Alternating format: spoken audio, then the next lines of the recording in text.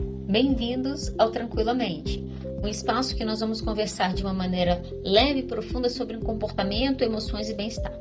Eu sou Adriana de Oliveira, sou psicóloga, doutora em ciência do comportamento e ao longo dos episódios nós vamos estar explorando juntos temas que fazem parte do nosso dia a dia, desde os desafios emocionais que nós precisamos lidar até as estratégias para a gente poder viver com mais equilíbrio e tranquilidade.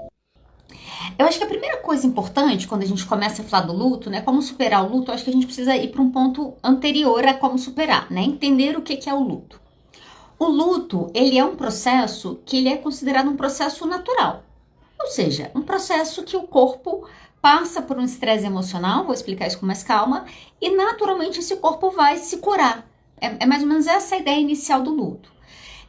Acho que toda criança já ralou um joelho, né, nessa vida.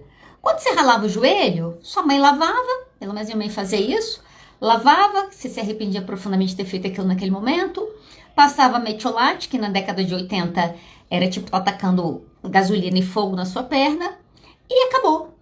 Você não era enfaixado, nada acontecia, muito pelo contrário. O que se falava é, naturalmente seu corpo vai curar. Seu corpo vai criar uma casca ali, ele vai cicatrizar a sua pele. Quando a sua pele estiver cicatrizada, aquela casca ali vai sair do seu corpo. Isso é um processo natural. O luto é a mesma coisa. O luto é um processo natural que ele vai vir em relação à perda. Eu acho que esse é um ponto importante. Quando a gente fala luto, provavelmente 99% das pessoas vão pensar morte. A gente tem essa associação muito direta na nossa cultura que morte é luto, né? A pessoa morreu, você vai passar por um luto, o que é verdade também. Mas o luto, ele não se refere, à definição dele, a gente não está falando só de morte. Quando a gente fala de luto, a gente fala de perda. Associa a palavra luto com a palavra perda. Então, toda vez que eu tenho uma perda, que é uma perda significativa, ou seja, tinha afeto, tinha apego, tinha desejo, tinha admiração, tinha uma série de emoções que me fazia gostar daquilo. Quando essa perda acontece, a gente vai entrar no estado de luto, ok? Viviane está perguntando como superar o luto de algo que ainda não foi vivido. É uma boa pergunta. Vou tentar te responder daqui a pouco, tá? Se eu não responder, pode me voltar a pergunta que eu te respondo. Olha só, a primeira coisa que a gente precisa entender é que o luto, ele é uma resposta única. O que isso significa? Ele é uma experiência única. Na prática, isso significa que as pessoas vão lidar com o luto de maneira diferente. Essa coisa que a gente está nesse momento de muito julgamento social, que todo mundo fala da vida de todo mundo, a gente vê muito isso acontecendo. Então, a pessoa perde alguém, passa 2 meses, está namorando outra pessoa. Ah, mas fulano não sofreu o suficiente. Ou seja, você está julgando o processo de luto de uma pessoa. Ou, não, a pessoa já perdeu o filho, tem 2 anos, tem que superar esse luto. O luto não tem tempo certo. Por que ele não tem tempo certo? Porque ele é uma experiência individual. Então, e aí tem uma série de fatores, tá? Não quero me aprofundar nisso aqui, que não é o caso, mas tem uma série de fatores que faz o luto ser um processo mais fácil ou mais difícil. Até mesmo as próprias questões de saúde mental. Uma pessoa que tem alguns transtornos mentais provavelmente pode ter um luto que vai ser vivido com mais intensidade. Então, existem alguns fatores que vão alterar isso, tá? Não quero me aprofundar nisso aqui. Mas, de fato, é uma experiência única. Só para te dar um outro exemplo de um outro fator que afeta muito o processo de luto. E aí, talvez eu vou pegar até o que a Viviane estava trazendo. É quando você tem lutos não reconhecidos. Então, agora tem se falado mais, mas assim, ninguém deixa você sofrer por um cachorro como você sofreria por um filho. As pessoas minimamente vão te criticar e muito se você fizer isso. As pessoas estão delimitando um tipo de luto. Então, isso é um luto não reconhecido. As mulheres que abortam, né, espontaneamente ou não, elas entram num processo de luto. E muitas vezes elas não são autorizadas, não é um luto autorizado. Como que você vai sofrer por um aborto que você escolheu fazer? Sim, mas tem sofrimento, ok? Por quê? Porque tem uma perda. E aí, vou pegar o que a Viviane falou. Tem uma perda da expectativa. Eu acho que esse é uma coisa. Como que eu posso viver um luto de uma coisa que eu não vivi? Você pode viver o luto se você tinha uma expectativa de que aquilo seria vivido. Vou te dar um exemplo. Estava até falando aqui em casa sobre isso. Você quer ver um tipo de luto que a gente não aceita? que a gente critica e que a gente milita contra, por exemplo? Uma coisa que pode acontecer são os pais ou a família, quando descobre que aquele filho, filha é trans, quando descobre que aquele filho é bissexual, é gay, isso pode virar um luto na vida daquelas pessoas. Ah, mas isso é preconceito. Olha só, os pais aí, pais de plantão, por favor, me corrijam se eu estiver errado, a criança nem nasceu, o pai tá pensando na faculdade que ele vai fazer. A criança tá sendo gerada e ele tá pensando em quantos netos ele vai ter. Quando nasce uma criança, não nasce uma criança, nasce uma história que foi construída. E aí, seja luto em relação à sexualidade, que pode acontecer, um luto profissional. Seu pai criou você para fazer medicina. Você ia dar continuidade aos advogados da família e você se rebelou. Olha só. Ao se rebelar, aquele pai pode entrar num estado de luto. Ele tinha uma expectativa sobre você que você frustrou. Você está errado em frustrar? Com certeza não. É uma expectativa dele. E ele vai ter que lidar com o luto dele. Mas não deixa de ser luto. Ok? Eu acho que esse é um ponto. Por quê? Eu nem vivi... sei lá, você tá começando a conversar com alguém, foi lá no Tinder, começou a conversar com a pessoa, e aí você começou a achar que tava super legal, e aí vocês foram pro Instagram, olha a evolução dos relacionamentos atualmente. Aí você foi pro Instagram, começou a trocar conversa, foi pro WhatsApp, olha só como esse relacionamento tá íntimo. E aí você ainda nem encontrou a pessoa, e aí essa pessoa te dá um perdido e some, e você fica triste, e você fica num estado de enlutamento. Ah, Adriana, mas por que isso acontece? Porque enquanto você estava no Tinder, enquanto você estava no Instagram, enquanto você estava no WhatsApp, você estava imaginando o que você ia fazer, você estava pensando se o sexo ia ser bom ou não, você estava pensando no beijo, você planejou uma viagem porque você está solteiro e agora você falou, agora vai acontecer. E de novo você está frustrado. Isso te joga para um estado de luto. Então sim, a gente pode viver luto de coisas que a gente não viveu, pela quantidade de afeto e de expectativa que a gente jogou sobre aquilo e agora a gente tem que lidar com a frustração de uma perda. Então, isso pode acontecer também. O que envolve o luto? O luto vai envolver vários aspectos emocionais, cognitivos, comportamentais, sociais. Por exemplo, é comum uma pessoa que está enlutada, às vezes ela quer distância, ela não quer gente perguntando como ela tá, começa por aí. Ela começa a desmarcar contatos sociais, ela pode entrar num estado de mais isolamento. A gente vai ter no luto, né, alteração de sono, alteração de apetite. A gente vai ter uma série de emoções que vai vir junto, tristeza, raiva, porque que essa pessoa morreu. Suicídio, então, o luto é mais difícil ainda, porque essas emoções vêm com muito mais força. Como que eu posso ter raiva da pessoa que morreu? Não, eu tenho raiva porque ela não falou nada comigo, mas eu tenho culpa também. Ah, eu tenho culpa por quê? Eu tenho culpa porque eu acho que se eu fizesse X, teria dado certo e eu não fiz e por isso que tudo acabou e foi destruído. Então, olha só, tem uma série de emoções que aparecem no luto. Alteração de sono, alteração de apetite, crises existenciais, é muito comum, dependendo do luto que você está vivendo, você começar a questionar tudo. Você questiona o mundo, você questiona Deus, você questiona se Deus existe, você questiona se o mundo é um lugar que vale ou não estar aqui. São uma série de emoções que vão vir e que esse é um erro quando a gente fala do luto e como superar o luto, né? Porque, na maioria das vezes, quando a gente começa a viver essas emoções, principalmente elas muito potencializadas, o que nós fazemos? Nós evitamos, a gente entra numa evitação. Então, tem pessoas que vão trabalhar. Às vezes, já ouvi essas histórias algumas vezes. Perde uma pessoa muito importante na vida e a pessoa começa a trabalhar 16 horas por dia, 18 horas por dia, segunda a segunda. Ah, o que ela está fazendo? Evitando a dor, evitando sentir o luto, evitando sentir o processo natural. Agora, imagina isso. Vou pegar o exemplo que eu dei no início. Me ralei. Cheguei e aquilo tá enralado, ralei meu braço, tá cheio de areia, terra e seja mais o que tinha lá no chão. E eu olho para aquilo, jogo uma aguinha ali, eu vejo que ainda tem terra no meu braço, mas eu falo, sabe de uma coisa? Eu não vou mexer nisso aqui não, porque isso vai doer muito. Então eu vou enfaixar e vou fazer outras coisas para eu não sentir isso aqui, eu vou me distrair com outras coisas. O que vai acontecer com o meu braço? Ele vai infeccionar. Eu vou ter problema sério. Eu posso até morrer, porque se tiver uma bactéria aqui, desenvolver uma bactéria que cai numa corrente sanguínea, posso até vir a óbito, olha só. Por quê? Porque eu negligenciei o cuidado com a dor. Essa é uma das coisas importantes quando a gente fala do luto e como processar. Por onde que a gente começa a processar o luto? Você precisa começar reconhecendo que você sente isso tudo e se permitindo sentir. Ah, você está dizendo que eu tenho que chorar? Estou dizendo que tem que chorar. Eu nunca esqueço disso. Eu fui num enterro, um tempo atrás. O avô de uma amiga minha tinha falecido. E era um avô pai, assim. Era o avô, mas ele que tinha criado ela.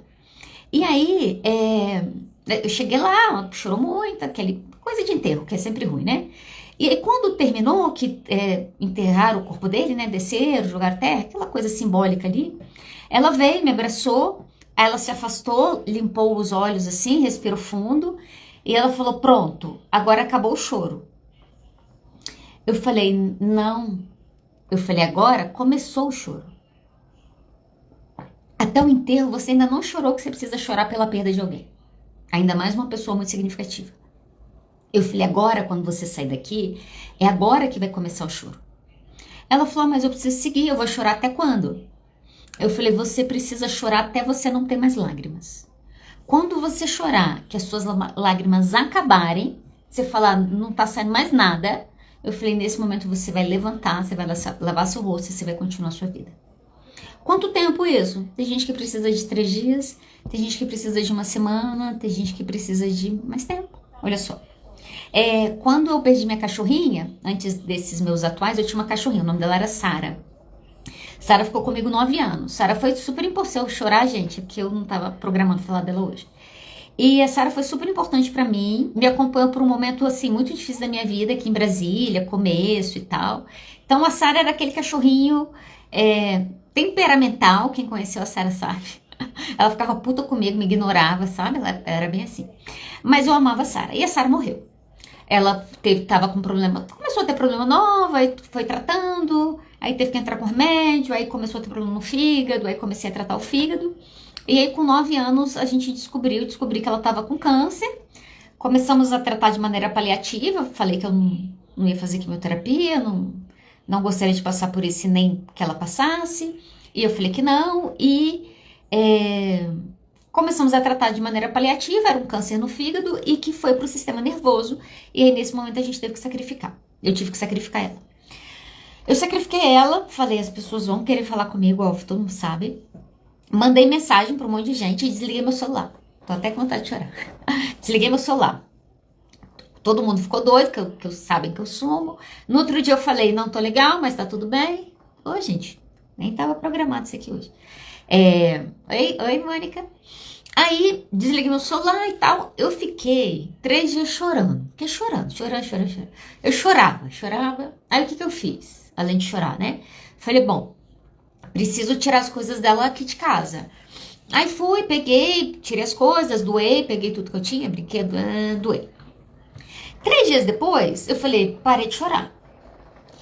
Aí você me pergunta, ainda tinha lágrimas? Digo que com certeza sim, mas eu parei de chorar. Passou uns 15 dias assim, as pessoas falavam, me emocionava e tal, e foi passando. Eu parei de falar, as pessoas me perguntavam, eu também não falava nada sobre aquilo.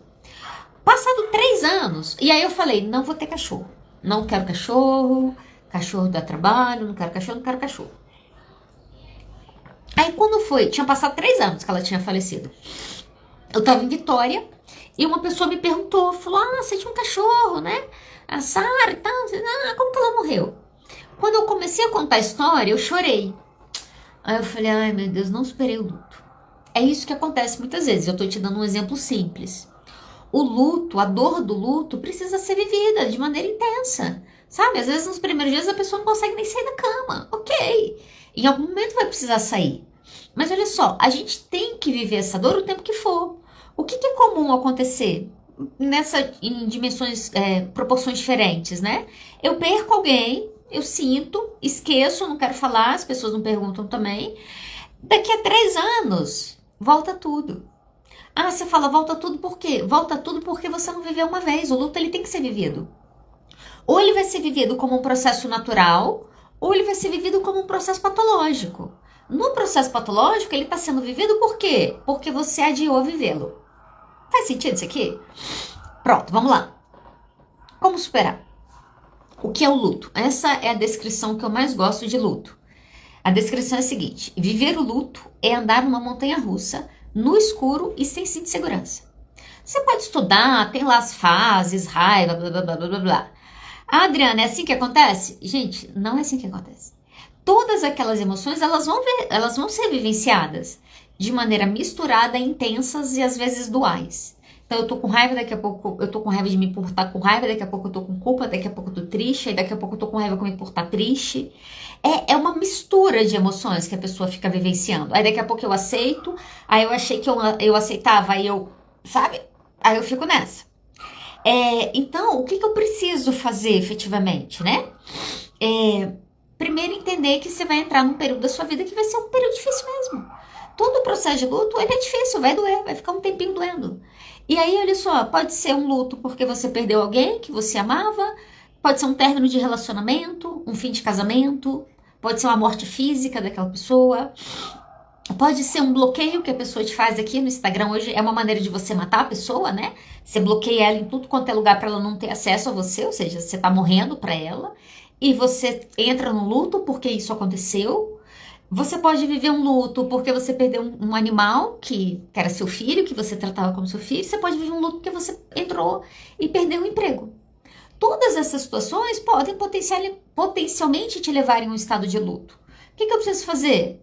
Vivê-lo. O que é viver? Primeiro, me permitir sentir. Saber que vai doer, saber que eu vou chorar, saber que aquilo não vai estar mais na minha vida. Vivenciar esse processo, aceitar essas emoções. Às vezes, no luto por suicídio, a pessoa tem que aceitar que ela vai sentir raiva. Eles sentem raiva. Pessoas que perdem pessoas por suicídio, uma das emoções relatadas é raiva. Raiva porque ele não falou comigo, raiva porque ela não me avisou, raiva porque ela não pensou em como que eu ficaria depois que ela tivesse morrido. Sentir raiva, aceitar, vai fazer parte desse processo. O que mais que eu preciso fazer? Falar sobre a perda. A gente não quer falar. E às vezes a gente não quer falar o tempo todo. Então tem hora que você precisa de alguém diferente para você não falar sobre aquilo. Isso é bom? Mas você precisa falar sobre isso também. Um dos erros que levam muitas pessoas para luto patológico é quando perdem alguém da família e cria-se um silêncio. Você não pode falar, você não pode lembrar, você não pode rir. Isso dificulta o processo de luto. Então falar é importante. Falar com um terapeuta, falar com um amigo, falar com pessoas da família que você confia. Você precisa falar. Uma das coisas importantes no falar é que quando nós falamos, nós organizamos os nossos pensamentos. Então, não é que falar resolve à toa, é porque quando eu falo, muitas vezes eu consigo pensar sobre aquilo, eu consigo organizar as minhas ideias, porque das características do luto é você ficar com um pensamento muito confuso. Então, pensa uma coisa, pensa outra, já teve outra ideia, já teve outra, porque o estado emocional está muito alterado. Então, falar é importante. Então, você precisa ter esse espaço de escuta. Você precisa ter um espaço, quando você está vivenciando um luto, que você vai poder falar. E olha só, você vai poder falar quantas vezes você quiser. Eu lembro um caso que eu acompanhei. Ela tinha perdido um filho aos 8 meses. Ela tinha perdido um bebê. E aí ela veio para terapia. Tinha 4 meses que essa criança tinha falecido no útero dela. E ela falava desses dias terríveis, que foi o dia que ela descobriu que essa criança estava morta. O dia que ela fez a cirurgia, porque tem que fazer cesárea para tirar, e o dia que ela enterra essa criança. Era o sonho dela ser mãe, era, entendeu? A menininha, a princesinha, já estava tudo pronto, imagina, quarto pronto, tudo pronto. E ela vem para terapia 4 meses depois dessa perda, e na primeira sessão ela falou muito, chorou muito.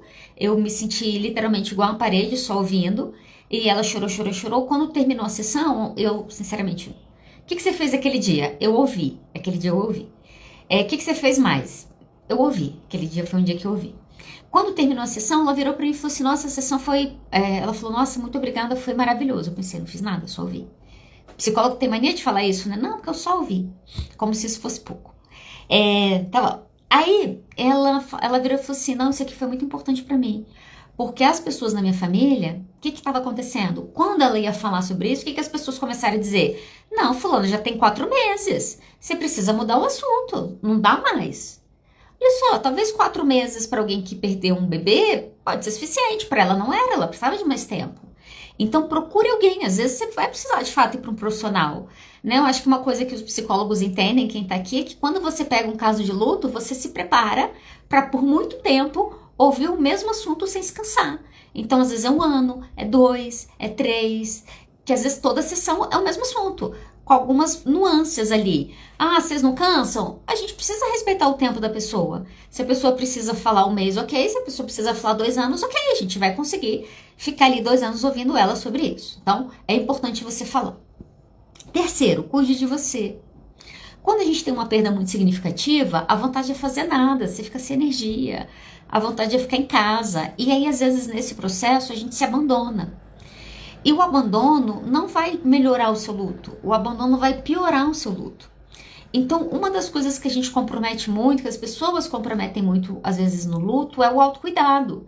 Não comprometa. Ah, Adriana, mas eu não tenho vontade de fazer. Nesses momentos, a vida adulta, de fato, nos ensina algumas coisas, que quando você é criança, você não entende, que você acha que vai ser diferente. Mas quando você é adulto, o que é uma coisa que os nossos pais falam, a gente acha que eles estavam de sacanagem, eles não estavam? Na vida adulta, a gente não faz só o que a gente quer. Os adolescentes brigam e falam, quando eu estiver na adolescência, eu vou fazer o que eu quero. O pai fala, quisera eu fazer o que eu quero. Quantas situações a gente se pega que a gente tem que fazer coisas porque a gente entende que a gente precisa fazer, e não porque a gente quer fazer. É a mesma coisa nessa situação. Se você está passando por um estado de luto, eu sei que o desejo é abandonar completamente o autocuidado, mas você não pode fazer isso. Você tem que, de fato, continuar se autocuidando mesmo sem vontade. Precisa continuar tomando banho mesmo sem vontade, que seja um banhozinho rápido que você entra e sai. Precisa continuar penteando o cabelo. Precisa continuar trocando de roupa. Às vezes a pessoa entra num estado que ela para de fazer todas essas coisas. Precisa continuar comendo. Você precisa, imagina, você tá gripado, você ficou doente, aí você para de comer, você para de... Não, agora que você precisa se cuidar mais, agora você precisa comer mais, agora você precisa fortalecer o seu corpo para aquilo. Então não comprometa o seu autocuidado, em momento algum. No luto é difícil, é muito difícil não comprometer, mas você precisa ligar aquela chavinha modo adulto, do tipo faço mesmo sem vontade. Então pense nisso, ok? Quarta coisa, nem falei sobre isso, mas rapidamente, olha só. Um dos erros em relação ao luto é não se despedir. Ah, por que o enterro é importante? O enterro é simbólico, ele é importante. Por que é importante baixar o caixão e a gente jogar lá a terra? Por que é importante lá a cerimônia no momento de cremação? Por que é importante pensar nas cinzas dessa pessoa? Porque é importante o ritual. Rituais nos ajudam a fechar ciclos para começar outros.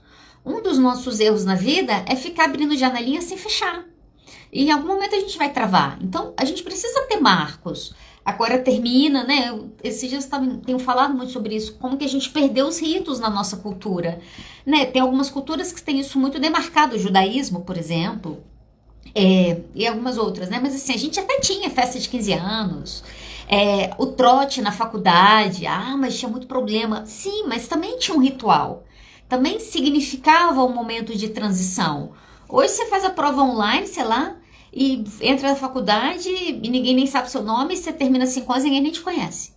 Então assim, a gente perdeu algumas coisas que eram importantes, né? Porque a gente não soube usá-las com sabedoria. E às vezes a pessoa não quer ir no enterro. Às vezes com criança eu oriento, fala com a criança o que quer, pergunta se ela quer ir. Se ela falar que ela quer ir, leve a criança. Ela vai ter sonho, vai ter sim, você tem que lidar com o luto dela, isso é uma maneira dela processar o luto. Mas a despedida é importante. Quando você tem lutos patológicos, por exemplo, ou lutos mais difíceis, por exemplo, luto sem corpo, um acidente aéreo, por que as empresas gastam milhões para resgatar partes do corpo? Se você não tem certeza que está morto, você fica no e se? Mas e se ele foi o único sobrevivente? Por que é tão difícil o luto de crianças sequestradas e perdidas? Porque fica a esperança não deixa você encerrar aquilo ali. Então, quando são casos assim, que a pessoa não pôde fazer uma despedida apropriada, até você enquanto terapeuta, você pode criar um ritual com ela de despedida, né? Escrever uma carta, plantar uma árvore que ela gostava em algum lugar que você sabe que ela gostaria, construir um memorial, separar um álbum de fotos que você tinha com aquela pessoa. Então você pode pensar em algumas maneiras de você criar o ritual da despedida, mas o ritual da despedida, ele é sim importante. Tudo bem? Tô muito rápido, gente? Ou podemos seguir? Acho que sim, né? Qualquer coisa vocês me parem aí, tá? Quinto ponto, hein? Dicas aí para você lidar com o luto, para superar esse luto. Permita-se sentir feliz. Permita-se sentir feliz.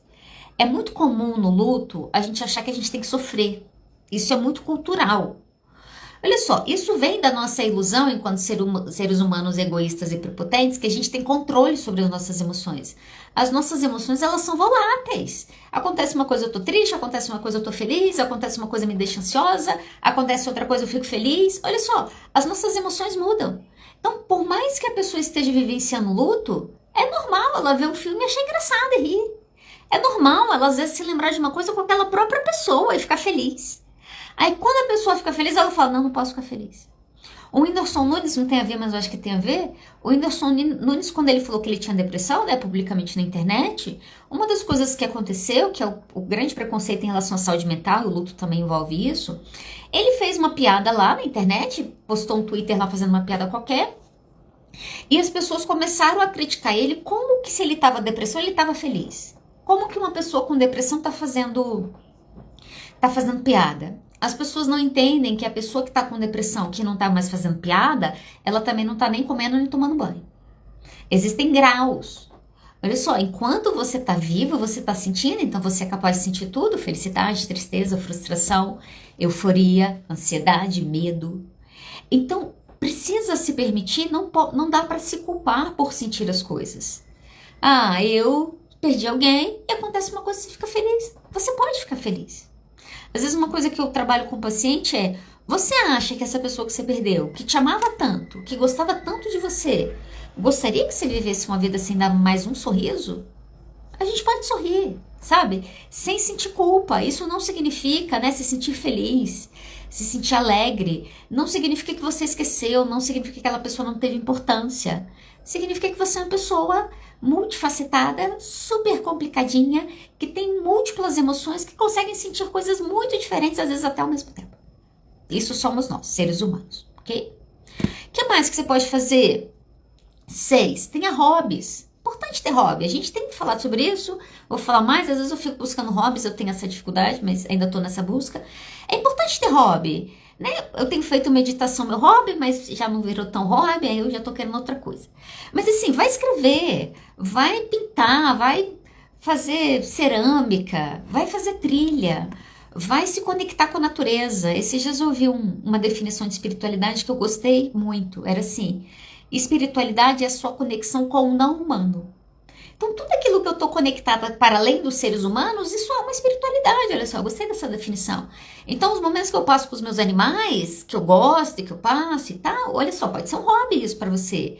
É um momento que me faz bem. Olha só, você está tendo uma experiência espiritual naquele momento, como não humanos. Sempre a natureza, sabe? Apesar de todo mundo achar que a gente não tem água em Brasília, né, galera? A gente tem um lago, vai pro lago no final de semana, tomar um banho naquele lago maravilhoso. Vai fazer um stand-up, vai andar de canoa, vai andar de caiaque. Vai só pular lá. Ah, não tem dinheiro, olha que maravilha, é de graça, vai lá pro parque. Entra, esqueci o nome do parque agora. A Sadel tá ali no Lago Sul, você vai tomar um banho de lago maravilhoso. Vai fazer um piquenique. Mas assim, não pare a sua vida. Se você entra no luto, a dor vai falar, para. E você precisa falar, vai doer, eu sei, eu vou sentir, eu tô disposta a sentir, mas eu não posso parar. A gente adoece não porque coisas ruins acontecem com a gente, ou porque a gente tem perdas muito significativas. A gente adoece porque a gente paralisa a nossa vida. Quando você estagna a sua vida, você começa a ficar doente. O luto é um processo natural e difícil. E um dos segredos para você não morrer no luto, ou não levar ele para um estado patológico, é você conseguir continuar com a sua vida em movimento. Adriana, eu não consigo fazer muito. Não faça muito, faça um pouquinho, mas faça. Né? Vai passear com o cachorro, que seja 2 vezes na semana. Vai fazer uma trilha, que seja quinzenal. Vai tomar um café com amigo, que seja na sua casa ali, com um café coado mesmo. Mas mantenha a sua vida em movimento. Procure, nesses momentos, estar próximo de pessoas que você gosta, que te fazem bem. Evitem, se permita no momento de dor e sofrimento, estar ao lado só de pessoas que agregam na sua vida. Você sabe que fulano vai ficar com aquele discursinho enjoado, blá blá blá, que você não aguenta mais? Ok, não tá na hora de você ver ele agora. Vai, gente, a gente precisa desconstruir que família é só quem partilha o mesmo sangue com a gente. Família são as pessoas que a gente gosta de estar perto, que a gente gosta de estar junto, né? Tem muito amigo aí que é muito mais família que muita família.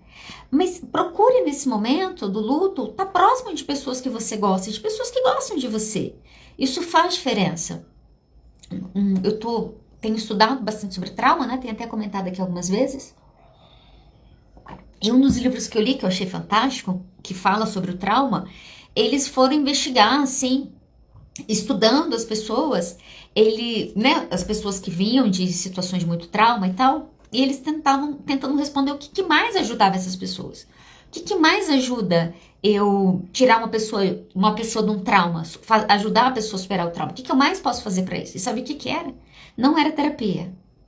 Uma das coisas que mostra mais eficaz num momento de trauma, no pós-trauma, é você ter uma rede de apoio que seja de fato afetiva. Olha só, se nós tivéssemos relacionamentos mais sinceros, mais honestos, de trocas mais verdadeiras, as pessoas estariam precisando um pouco menos de terapia. Essa é a verdade, ok?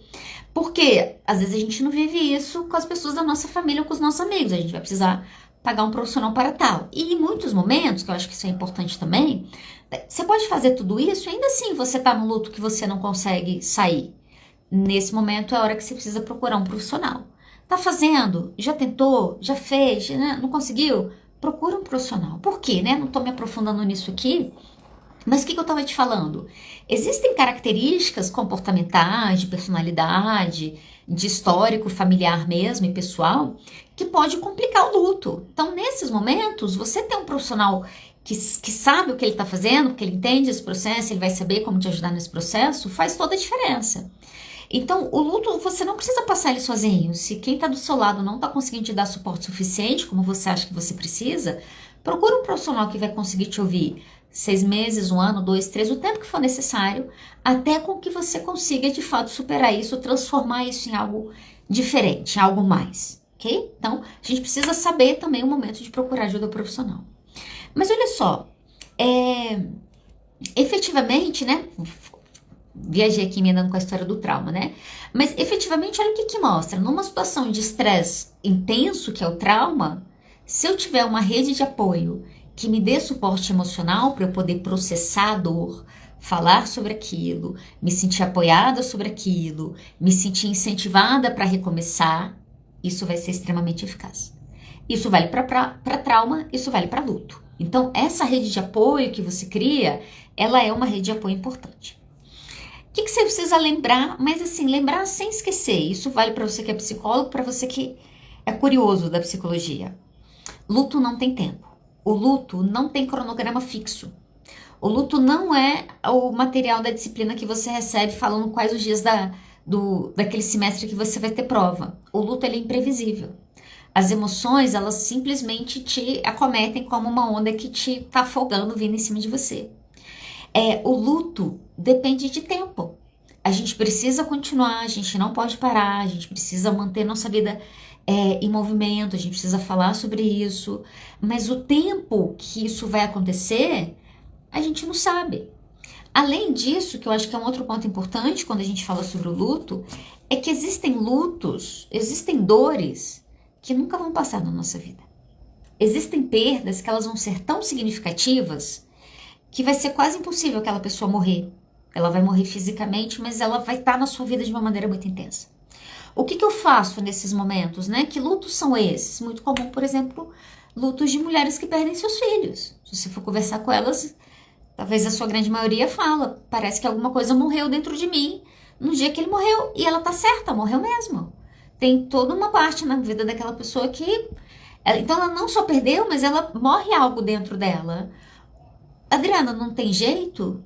O jeito vai viver a vida, vai seguir a vida, vai ter momentos felizes, tristes, como todos os outros. E um desses momentos tristes vai ser quando a dor da saudade bater de novo. De vez em quando ela bate. O que eu faço? Eu sinto, eu choro. E no outro dia, eu coloco a minha vida em movimento de novo. Ok? Então, esses são alguns dos desafios aí quando a gente fala de luto. Olha só. O luto, ele é o preço que a gente paga por amar. Essa é uma frase da Rainha Elizabeth II, né? O fato dela ter vivido, se eu não me engano, 96 anos, ela perdeu muita gente ao longo do caminho. Por que que dói a perda? Porque a gente teve muito afeto, porque a gente amou. Essa ilusão da gente não querer viver luto é um grande erro. Você nunca se permitir estar em luto é você nunca permitir viver coisas, é você nunca se permitir amar. E eu vou terminar com a história da minha cachorra. Se você chegou agora, depois você volta para ouvir que eu contei. 3 anos depois, estou em Vitória, me perguntam da Sara. Ai, a Sara, sua cachorrinha e tal. Quando eu começo a falar, eu choro. Aí eu chorei e eu fiquei mexida por eu ter chorado. Eu falei, caramba, eu não superei. E eu fiquei com isso na cabeça, eu não superei, eu não superei, eu não superei. Uns 6 meses depois eu fui pra Vitória de novo. E eu tava brincando com o Bob, que é o cachorro da minha irmã. E ele é um gostoso, e eu brincando com ele. Eu falei, ai meu Deus, como eu amo cachorro, quando eu amo cachorro. E a minha irmã falou, por que você não pega um cachorro? E eu falei, pegar um cachorro? Ela falou, é. Aí eu falei, ah. Aí sabe o que eu pensei? Sabe qual foi o meu primeiro pensamento? Ah, é tão difícil perder. E sabe qual foi o meu segundo pensamento? Só é difícil perder porque a gente ama. Não vale a pena amar? E aí o que eu fiz? Comecei a procurar cachorro. Achei um cachorro lá em Vitória. Não pude trazer porque ele era muito pequenininho, não podia andar de avião ainda. Cheguei em Brasília, fui atrás e comprei o Theo. Posso nem falar do Theo morreu porque a gente fala aqui em casa que o Theo vai ser eterno. Não quero nem entrar nesse assunto. Mas o Theo, eu defino... Hoje mesmo eu estava falando do Theo com uma paciente minha. Eu defino o Theo, eu falo que o Theo é um potinho de amor. Se o Theo pode ensinar alguém alguma coisa, é amar. Sabe aquele cachorrinho quase perfeito? Ele tem um defeito, gente. Ele come cocô. Esse é o defeito do Theo. Já fiz tudo que eu podia e, entendeu? Já abri mão e é isso aí. Ninguém é perfeito. Mas tirando esse detalhe, ele é um potinho de amor. O Theo tem 5 anos. O que eu vivi com o Theo nos últimos 5 anos vai valer cada lágrima que eu derramar por conta dele daqui a um tempo. É isso. O luto é o preço que a gente paga pelo amor.